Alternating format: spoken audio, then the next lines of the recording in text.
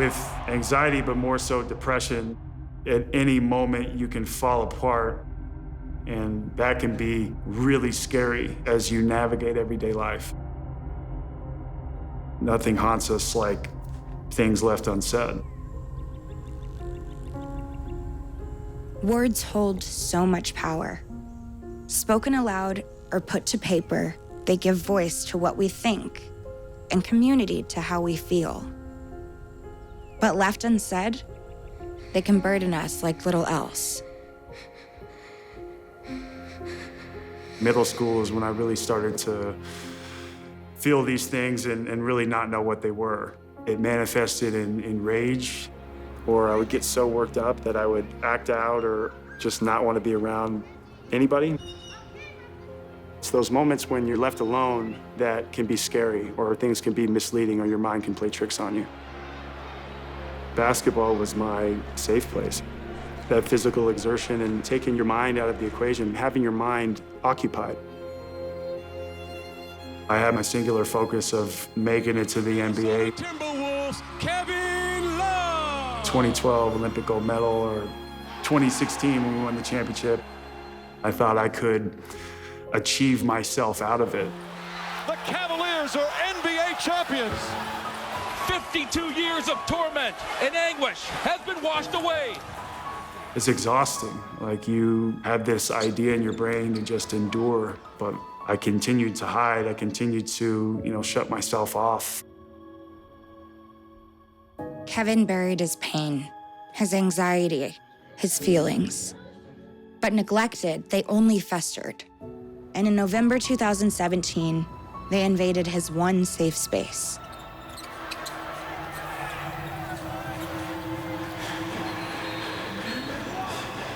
I remember we went through a few plays, there was a timeout. I got to the huddle, and that's when I felt something that I had never felt before. I couldn't catch my breath. I felt like my mind was completely out. I couldn't send oxygen to my brain. There was like 4 or 5 plays in the game where there was just no emotional energy from him. And it just was like nothing. Am I having a cardiac episode? Why can't I take a full breath? And why is my heart beating so fast? I really felt like I was gonna die in this moment.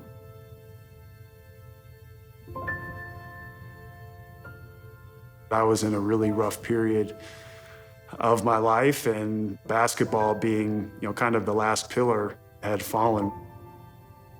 It's like an accumulation. When those things continue to add up, you kind of have it in your mind, well, what's the point? And that can be really, really scary. Men are tough. Men don't cry. We're taught to be these like impenetrable bubbles. I've played with guys that didn't know how to express themselves. They didn't want to feel vulnerable.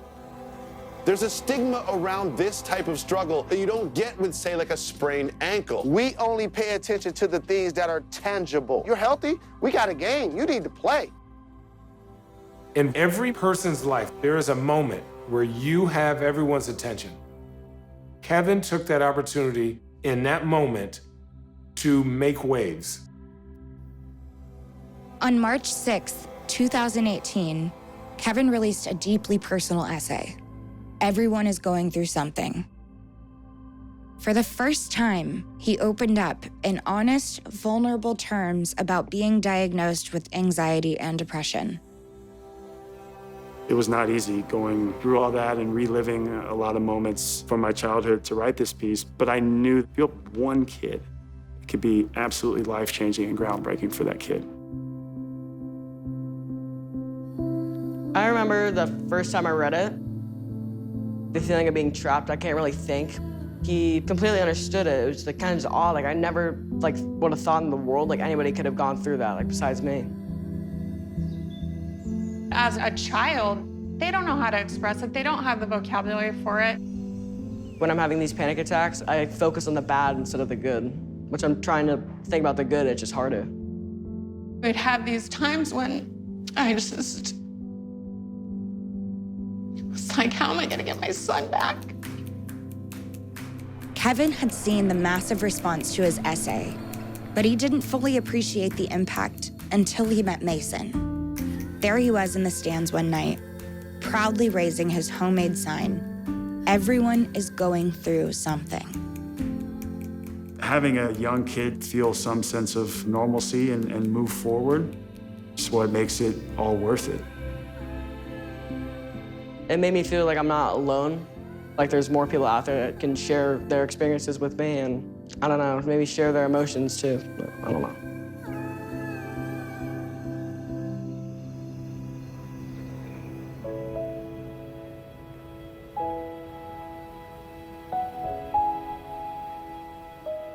CBT, cognitive behavioral therapy, getting my meds right, that allowed me to take a step back and realize I have to get better, not only to help myself, but to raise up the people around me as well. Today I'm starting the Kevin Love Fund, which is I think it's incredibly important to commit to tools that are going to help anyone dealing with their own set of issues. Kevin took a leap, a trust fall, and people caught him. They put him up. It said, "Thank you for being vulnerable," because we were feeling the same way. What's up, everybody? It's Kevin Love here, just checking in. In these unprecedented times, so many of us are wrestling with mental health challenges, both old and new. It will be our honesty, our words, and our actions that get us through it. This is, in 2020, an extremely anxiety-ridden time. Racial injustice and COVID-19 and those being hit so hard economically, there's so many layers to this that we need to fix. So May is the start of Mental Health Awareness Month, so I wanted to check in with everyone. And the only way we do that is continuing to beat down the stigma, continue to educate, continue to provide tools, and continue the research surrounding this.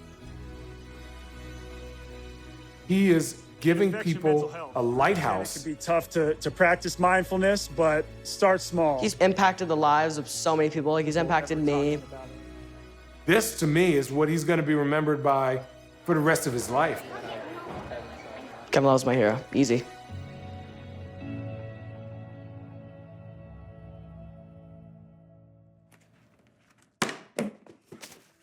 Looks nice and shiny. See if I can get it out of here. Oh, yeah. Yeah, that thing's beautiful, huh? When I first shared my own personal story about mental health, I did not expect the incredible response that I received from my peers, from the league, and from sports fans all over the world. I'd like to also personally thank my brother, DeMar DeRozan, who inspired me when he first shared his story. DeMar, I could not have done this without you.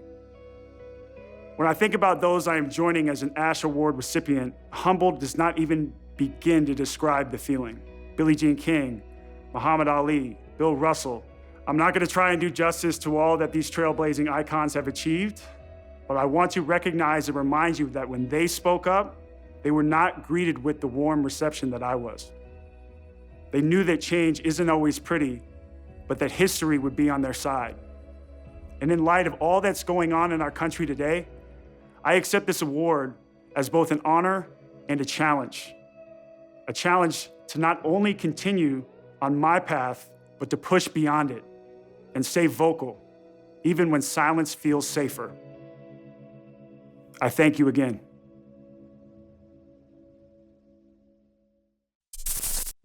Thank you for watching ESPN on YouTube. For live streaming sports and premium content, subscribe to ESPN+.